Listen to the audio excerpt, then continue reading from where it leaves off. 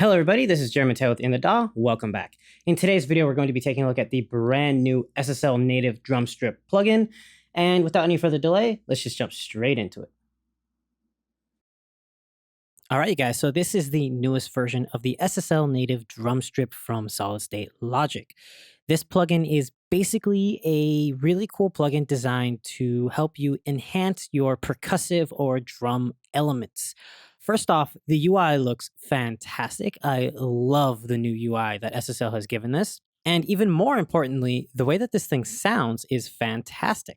So with that said, let's just go over the UI and then we can just jump straight into the example. So the UI is pretty simple. You have plus and minus 20 decibels of gain for the input and the output. The output also has a wet dry knob. At the bottom left corner, we have our load and save presets, along with our A and B functions. We can select our presets just by clicking on these arrows. And then at the bottom center, we have the ability to change our signal flow or our routing. We simply just click on the arrows, and it allows us to move each module left and right or back and front. Now, the plugin itself can be completely bypassed by either hitting your power button on your DAW or by clicking the power button next to the drum strip. Every module is pretty simple. You have a gate, transient shaper, low frequency enhancer, high frequency enhancer, and a listen mic compressor. You can think of the listen mic compressor as a talkback mic being smashed in a room. It basically sounds exactly like that. It's really cool, but I will get to that last. We're going to start off with the gate. The gate is really simple. You have the on and off button. You have the range control, which controls how much it's actually going to be gating by. It goes from 0 all the way to 80 decibels of gain reduction, which is a ridiculous amount. We have our open and close threshold.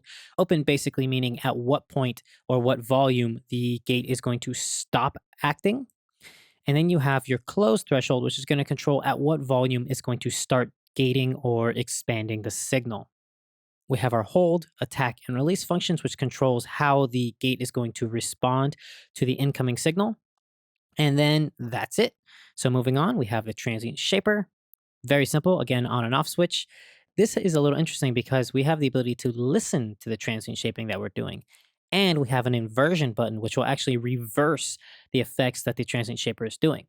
So think of this as if you're boosting up the transient and extending the sustain, you simply just hit invert and it's going to do the opposite. So pretty cool, pretty efficient. Now this transient shaper is a little bit different because we don't actually have the controls for attack and sustain. We actually have amount, which is going to increase the transient, and speed, which is going to control at what point it stops processing the transient. So if you have the speed set to 0, you're basically going to almost instantly release the transient that you're enhancing. If you have it set to 1, it's going to hold it longer, and because of that, it's going to increase the sustain. So again, if you want to do the opposite, you just hit invert, and there you go. The gain knob is just after the fact, so you can basically do some makeup gain, and that's it. Moving on, we have the low frequency enhancer. This is my favorite part of this plugin. We have the amount, which controls how much harmonic content it's going to be enhancing it by. We have the frequency selector, which goes from 20 hertz all the way to 250 hertz. And then we have the drive, which will add some saturation and more harmonic enhancement. Again, you just click the button to turn it on and off. Moving on, we have the high frequency enhancer. This is, again, very simple. You have the frequency selector, which goes from 2K all the way to 20K. And you have the drive and amount knob, where it's exactly the same as the low frequency enhancer. After that, we have the Listen Mic Compressor, which is really cool because it's basically a super compressor. It just compresses everything like crazy. It makes everything sound smashed. You also have the narrowband control, which basically makes it sound really filtered and like you have a bandpass filter. And this just has compression, makeup gain, and a dry-wet mix control. Very simple, very, very efficient. Not a lot of crazy things to understand when using this plugin. But with that said, I want to show you guys a couple of examples. Now, personally, I actually use this plugin a lot on kick and snare just because I find their enhancing sections are very good. So what I want to do is I'm going to play you this drum recording we have, and we're going to listen to the kick and snare and see what we can do to enhance it. So here we go.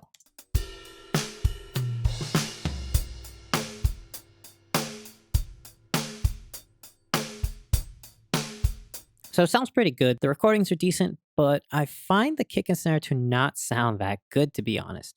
So I'm going to find a part where they're playing a little bit more actively, maybe right around here.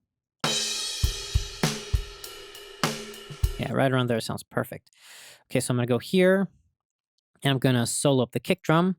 And we have a drum strip already instantiated. But what I wanna do is I want to increase the body and the click of the kick drum. So we're gonna just utilize the low frequency and high frequency enhancers. So let's take a listen to them right now. Bypass it. You can see it's not doing anything. So the first thing I'm going to do is select what frequency I want this to start working at. But just so that you can hear it a little better, because I know that YouTube's compression isn't the best and it's going to take away the subtle nuances of the low frequency enhancement, let's set it to 127 and just increase the amount so you can hear it without having to have studio monitors or WAV files. And let's increase the drive.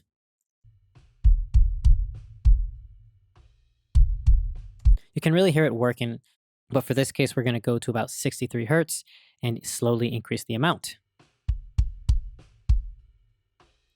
Bypass it. Back on.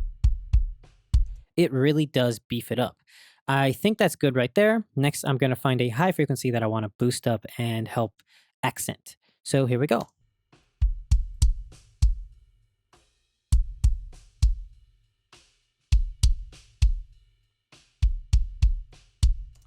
There we go. I'm just going to decrease the output by about a dB. Let's bypass it and turn it back on. We can actually bring up the gain again because we're pretty much gain compensated. So let's see how this sounds like in the mix. I'm going to bypass it and then turn it back on. And back on. You can suddenly really hear the kick drum. It cuts through and it's the same volume. So really cool, really fast workflow. Next, we're going to go on to the snare. And for this, I have a folder that has all three snare mics together. So let's take a listen to this. The snare sounds pretty good, but you can hear it sounds a little thin. So I'm going to beef this up again by using the low frequency enhance. And then I'm going to actually use the listen mic compressor to give it some more body after that. So we're going to turn on the low frequency enhancement. We're going to select about 150 hertz or so. And I'm just going to increase the amount. That sounds really good right off the bat. We'll bypass it. Back on. Really, really works. Next, I'm going to go to the listen mic compressor and just compress it like crazy until we get the proper amount of compression that we want. So here we go.